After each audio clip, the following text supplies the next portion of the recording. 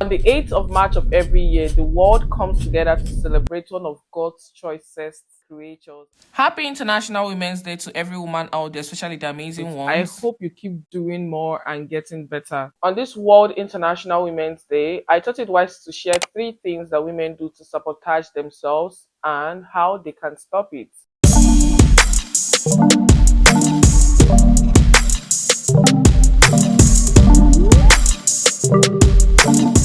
When I was younger, about the time I had just finished secondary school, which some persons would call high school, I was waiting to be admitted to study law. One day I was in a conversation with one of my senior friends that I respected and admired a lot. Guess what he told me? How about you leave this your law? Men don't like lawyers. If you study law, you are most likely not going to get married. And I was like, excuse you. You know how passionate I am about this thing. You know how much I have longed and waited to study this course. Why reduce my passion to what you think men want or do not want? That was like a no-brainer for me to stop taking professional career advice from him. Imagine if I had listened to him, I would have sabotaged myself and whisked myself away from studying the course I always desired to study. Guess what? I studied that law, became a better person by studying it. Now I am a lawyer, and guess what? I'm also married. And that's actually one of the things that my husband admires about me. So imagine I sabotage myself by saying, oh, men may not want to marry me because I'm studying law. I would have denied myself something I'm passionate about. As ridiculous as this sounds, this thought pattern is more prevalent than we think. There are a lot of things that are out there, a lot of rules and regulations of things women can and cannot do. And on this International Women's Day, I want to give you these gifts. Don't sabotage yourself. Sabotage means deliberate actions taken to damage, disrupt, or destroy something. And here are 3 ways that women often sabotage themselves. The first way women sabotage themselves is by apologizing for their ambition. The example I just gave you, imagine I was not self-aware enough to stand my ground and go for what I want. I would have had to shrink myself not to be a lawyer because of some man that I was not even sure of that would want to marry me in future. As a woman, stop allowing others dictate what you can or cannot do. Sometimes when women want to fly, people will be like, who do you think you are? How dare you? My place, there's something derogatory they would usually ask. Like, I don't know how to explain it in English. But it's just a derogatory way of describing a woman. Outsiders can do it. That is what they think, and that is how much they know. However, don't do it to yourself. When others are bringing their opinions on what you can and cannot do, on how ambitious you should be, I think it's best for you to stand your ground and not apologize for being that ambitious. The sky is the starting point, not just your limit. You can decide to go on and on and on and on.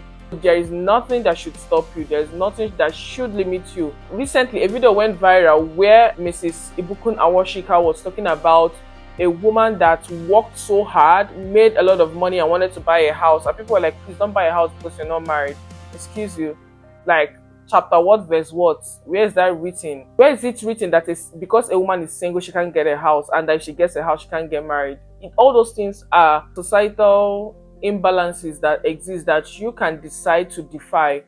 Guess what? She actually went ahead, bought the house. Did she marry? Of course. Who did she marry? Her neighbor opposite her house that had a bigger house. So imagine she said, no, I'm not going to buy a house so that men will not be scared of me and men will not want to marry me. She probably would have still been single by now and without a house. In this thing of sabotage, people are definitely going to come with their opinion on what they think you should or should not do. I remember discussing with one of my colleagues and he was like, okay, once you're done with law school in Lagos, make sure you come back to Umar here. I'll help you get a job that pays 50k. It was like, no, 50k is too much for you. What will you be doing with 50k? I'll get you a job that pays you 30k. I was like, excuse you. Like, I just looked at him. I didn't even bother arguing. I didn't even bother talking. I was like, okay, thank you very much. In my mind, I already knew what I was going to do. So at that point, talking with somebody that operates in that level, that has that kind of mentality, I felt like it was going to be a waste of time. So I didn't even bother objecting, because why would you think you studied the same course I studied, you paid the same school fees I paid, you want to use yours to make millions, but you think I should be subjected to a 30k per month income? So the thing is that people are always going to have those kind of mentality. People are always going to have those kind of thought pattern. especially about women, it is now left for you to stand up, to stand your ground and say, this is what I want, stand your ground and work it out. Speaking of working out, that takes me to the next point, which is laziness.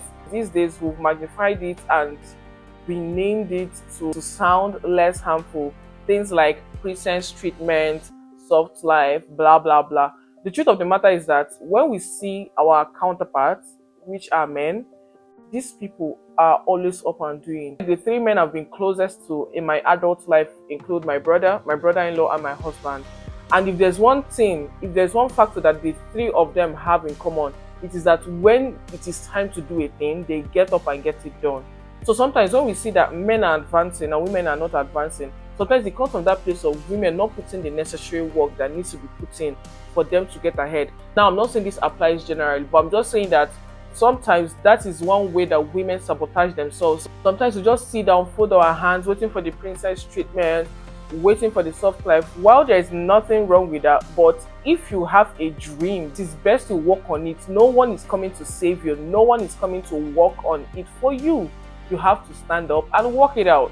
I'm going to use my personal life as an example. It's been so long that I realized that I'm really good at writing. I put out stuff and people are so blessed by it. And even years after I've put out certain articles, there are people that still shout to me and tell me, do you remember when you put this out? It blessed me so much. It helped my life. It motivated me.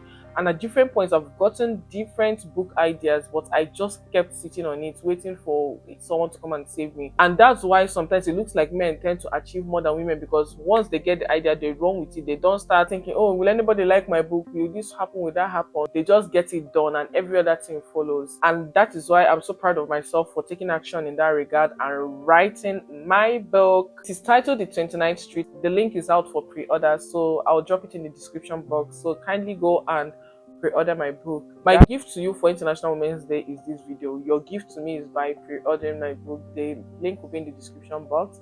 So yeah, that is it. Or the very funny thing is that sometimes women have to wait for breakups or divorce or insults for them to stand up and like, no, you can't talk to me like that. And that's why they even have something, a terminology called divorce glow up or breakup glow up. No, you don't have to wait for a man to dump you before you hit the gym. You don't have to wait for a man to dump you for you to take that course. You don't have to wait for a man to insult you before you go ahead to pursue that vision that you've always had. You can still do it even when you have a man in your life. You can still do it even without the insult, even without the breakup, even without the divorce. So be ready to work out whatever you desire in life. Stay sure. Be that risk taker. Don't stay and overthink and analyze and overanalyze. What do you think? Should I go? Should I not go? Imagine Jael started overthinking and saying, oh, it's not women that take down warriors, it is men, or it is not me, I'm not trained to do that. She wouldn't have done what she was supposed to do. She used what she had, which was a tent peg, and actually took down a warrior that was troubling her country. So it is best for you as a woman to stop overanalyzing and overthinking and saying, oh, I'm an overthinker. It is not a crown. Stop doing that, sis. Do what needs to be done, because what gets done is what is done and not what you think or wish to do. Stop sabotaging yourself by not taking actions towards your dreams. The third way that women sabotage themselves is by being emotionally irrational. If there's a time that logic needs to serve you better and you choose emotions, you definitely be sabotaging yourself. And that is why there's been this age-long thought that women are not good leaders, because sometimes when a woman comes into power, they tend to lord it over their subordinates to know that they have arrived, that they are the ones in charge. I understand that there are reasons why these things happen. Sometimes when women are in charge, men that are their subordinates, sometimes even women that are their subordinates, refuse to take instructions from them. Sometimes they have to put up that facade of, I'm a tough woman, that if you mess with me, I will warn you, for them to be respected. I understand all that, but then there's still a way to carry yourself with grace and still be respected. The truth of the matter is this: if people know that you always respond irrationally, emotionally, without logic, they will look for ways to trigger you and manipulate you. There's something I always tell people: never allow anyone to drive you crazy, because if they drive you crazy, you will act crazy and you will be the one that will be called crazy. So if you ever find yourself in a situation where somebody is trying to trigger you to get you to respond emotionally, it might even be in a board meeting where somebody knows that if I say this thing, is most likely going to trigger her and she will respond. It's better to take your time, take a deep breath, calm down, don't storm out of the room, don't cry, don't yell.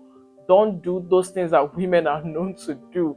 Respond logically. Don't give them the satisfaction of seeing you flinch or bend, okay? Of course, there are times that you still need to respond emotionally to get the job done, but let it be that when logic is demanded, apply logic.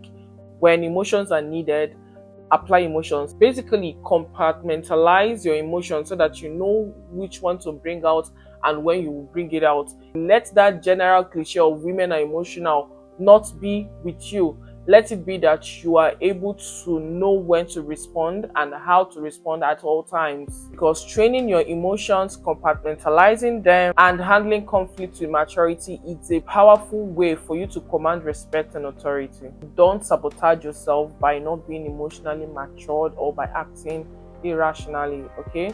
These are the ways that you can stop sabotaging yourself. First of all, never apologize for your ambition. I already talked about the man that offered to be paying me 30,000 naira as a full-blown lawyer in Nigeria, and how I did not even bother furthering that discussion with him. I went ahead and did my own thing, and luckily for me, my take-home salary was way higher than that. And there were even times that God opened doors, and I had those transactions that gave me 30 times more than that. You don't have to apologize for being ambitious. People that like you will like you. People that love you will love you. People that see you will see you. And it actually even reminds me of something that people always used to say too. I'm a vocal person by nature, so sometimes I do videos and put out and share my opinions about what is happening in society. Sometimes even about my work with God, like my faith. And when someone was like, "Do you know that men don't like women that are vocal, that put out stuff on social media?" And I had this other friend that is like a mysterious girl, never ever speaks on social media, and sometimes I'll see loads of DMs in her DMs, like men that, "Oh baby, how are you? Baby, fine girl, this one."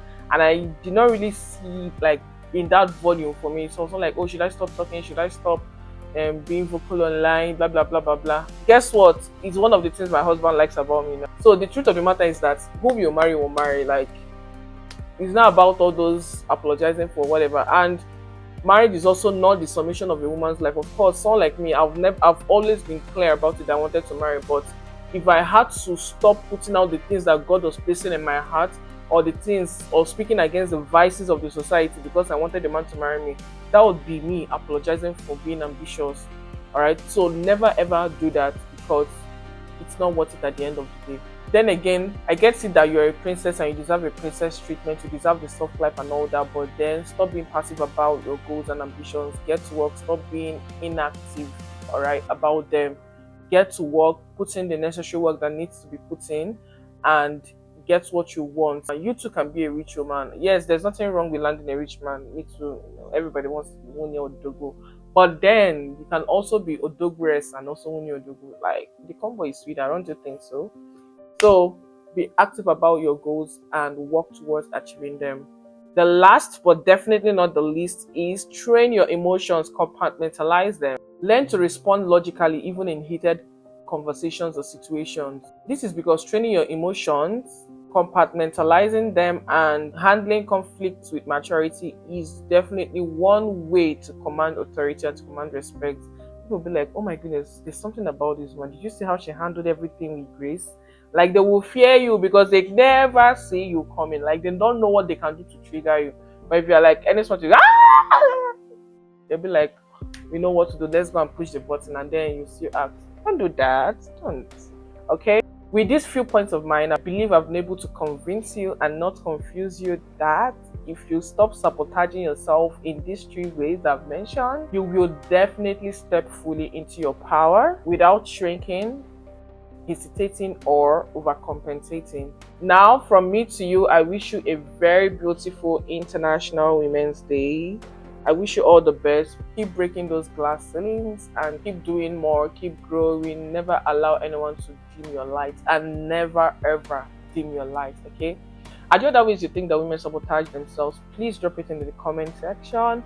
Is there anything you learned new today? Drop it in the comment section. Thank you for coming. Do also like, subscribe, and share, okay?